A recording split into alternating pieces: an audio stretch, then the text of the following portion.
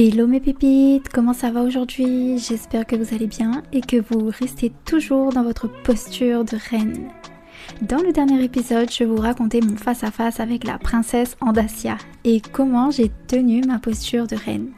Mais aujourd'hui, j'ai envie d'aller plus loin avec vous. Parce qu'on parle souvent du mental, mais on oublie le plus important, le corps. Qu'est-ce qui se passe physiquement dans la chair quand on fait un saut quantique? Hier, j'étais sur un petit nuage, j'étais en mode flemme, j'avais envie de rien faire. Pendant un moment, j'avais juste envie d'être et de ressentir ses bienfaits, de flotter sur mon petit nuage. Mon mental a encore essayé de me culpabiliser parce que j'avais pas mal de boulot à faire, que ce soit nettoyer la maison ou bosser sur mes projets. Mon mental me disait faut que je bouge, j'ai 1000 trucs à faire. Mais non, mon corps lui disait je ne bougerai pas et je l'ai écouté.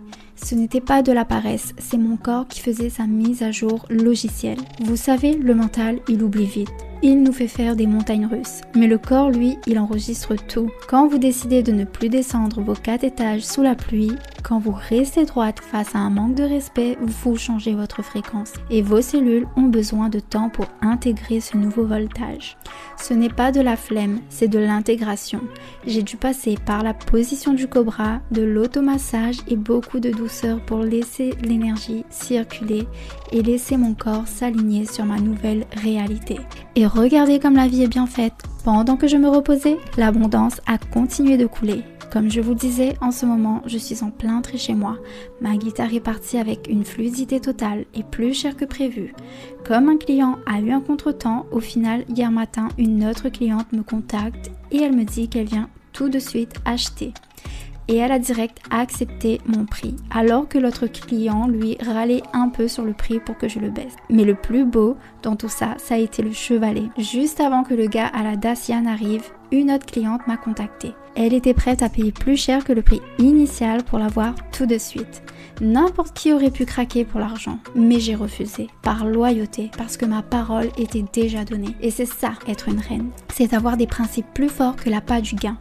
Résultat, l'univers m'a renvoyé l'ascenseur. Ce que j'ai perdu avec le chevalet, je l'ai regagné avec la guitare. Et cerise sur le gâteau, un monsieur m'a payé ma machine à laver d'avance. Il est passé, il a jeté un coup d'œil, il m'a tendu les billets et il m'a dit ok, c'est bon, je repasserai prendre la machine avec quelqu'un dès que j'en aurai le temps. Il n'est même pas encore venu la chercher et l'argent est déjà dans mon portefeuille. Le vide est créé et moi, je n'ai pas eu à forcer, j'ai juste eu à être. J'ai mangé mes pistaches, ma banane, mes bonbons piments et j'ai laissé l'univers bosser pour moi.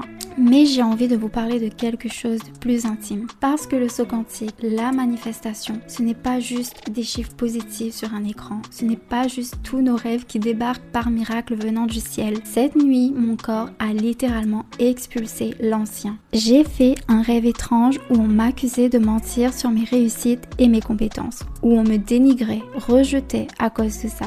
Mais j'ai compris que c'était mes dernières peurs qui remontaient à la surface. Parce que ces derniers temps, je suis plutôt confiante. Même quand il y a peu ou voire pas de résultats. Je ne ressens plus les mêmes peurs qu'avant parce que j'ai tellement fait, tellement travaillé sur moi et tellement osé que ça y est, mon corps n'a pas eu d'autre choix que de l'enregistrer pour vrai. Et lui, mon subconscient, cette nuit, a voulu me rappeler que non. Regarde ce que tu as toujours cru ou bien vécu. C'est pour ça que mon réveil a été lourd. Mais la première chose que j'ai fait, dès que j'ai ouvert les yeux, j'ai souri et j'ai affirmé que non, c'est fini tout ça, ça ne m'appartient plus. Laissez-moi tranquille dans mon jacuzzi. Bon, j'ai pas encore de jacuzzi, mais on va faire comme si j'en ai un, ok? Sachant que la veille, je m'étais fait un massage énergétique et que j'avais massé un point de tension spécifique sur mon corps, et en fait, j'ai tout transmuté. J'ai eu par la suite une évacuation physique intense, quelque chose de toxique qui est sorti. Je vous épargne les détails. Oui, je suis désolée, c'est un peu délicat de parler ça ici, mais c'est ça la vraie guérison, c'est ça la vraie vie. Et pourquoi je vous raconte tout ça? Parce que je veux que vous compreniez que recevoir plein d'informations, savoir, ce n'est pas suffisant.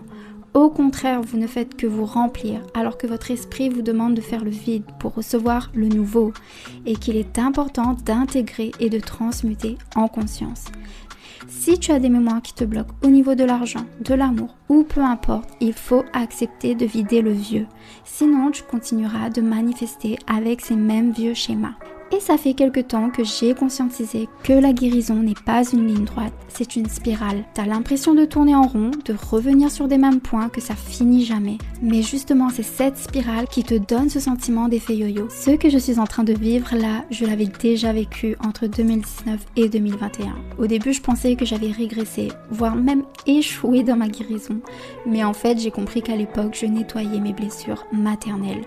Puis entre 2022 et 2024, je suis encore montée d'un étage. Cette fois-ci, je suis allée chercher les mémoires paternelles. Si le nettoyage de la lignée maternelle m'a rendu mon corps, car je suis beaucoup plus consciente de mon corps aujourd'hui et que j'incarne au mieux l'énergie féminine que j'ai guérie et équilibrée par le passé, le nettoyage de la lignée paternelle est en train de me rendre ma puissance. Le père, c'est l'autorisation de réussir, c'est le droit de briller aux yeux du monde, c'est la valeur de mon travail. D'où le rêve que j'ai fait ce matin en me réveillant. Et en évacuant ce vieux ce matin, j'ai dit adieu aux besoins d'approbation, aux comparaisons et à la peur du jugement que j'associe à la figure paternelle. Je me suis regardée dans le miroir ce matin, mon visage était radieux, sans maquillage et j'ai vu le visage d'une femme qui a réuni ses deux parents à l'intérieur d'elle en paix.